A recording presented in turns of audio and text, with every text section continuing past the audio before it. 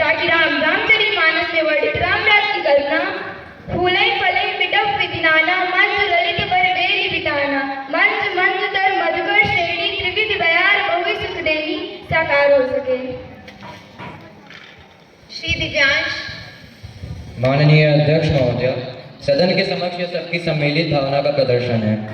प्रदूषण के बढ़ते कुप्रभाव ने मानव मस्तिष्क को झंझोर कर रख दिया है। मानव सभ्यता के कुप्रभाव और अधखुली पलक की हालत पैदा कर दी है, तो इसके करवट लेने से क्या सृष्टि का संतुलन भड़बड़ा कर गिर नहीं पड़ेगा? दुनिया भर में चीजों की कमी और कीमतों में वृद्धि के कारण आज यह मौजूदा इंसानी छीना झपटी क्या किसी जादू के वार से कम हो जाएगी?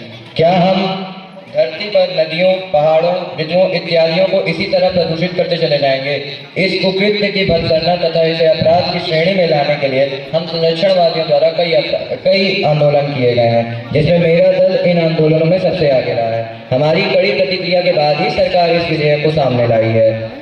परंतु हम ये नहीं भूल सकते कि यह विधेयक खामियों से युक्त है तथा हम संरक्षणवादियों के विचारों को सुने बिना ही इसे तैयार किया गया है। जैसा कि माननीय सदस्य ने बताया कि वो राम राज्य की कल्पना करती हैं, परंतु अगर मैं माननीय संसदीय कार्य मंत्री की बात सुनूं तो वो यह कहती हैं कि यह विधेयक बताता है कि विद्युत श्रद्धा ग्रहण में अंतिम संस्कार करना अनिवार्य होगा, परंतु इससे हमारी सांस्कृतिक परंपरा को आघात पहुंचता है, क्योंकि हमारी सांस्कृतिक संस्कृति में अस्थि कलश को नदियों के संगम स्थलों में प्रवाहित करने का विधान है, परंतु इन दह घरों से अस्थि अवशेष प्राप्त होता ही नहीं है।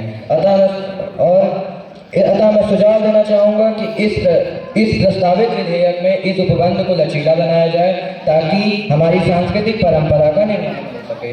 अगर ऐसा होता है तो मुझे कोई ऐतराज नहीं है, कोई आपत्ति नहीं है। धन्यवाद। सुश्री उपासना पाल।